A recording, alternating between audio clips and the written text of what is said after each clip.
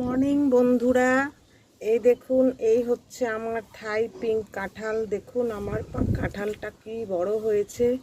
এই দেখুন গাছটা টিং টিংয়ে পাতলা, কিন্তু এই গাছেই আমার প্রথম জ্যাকফ্রুট ধরেছে এবং মোটামুটি ভালোই বড় হয়েছে। এই গাছটি খুবই ভালো জাতের একটি গাছ। এই গাছটা সকলেই আপনারা ছাদে লাগানোর চেষ্টা করবেন।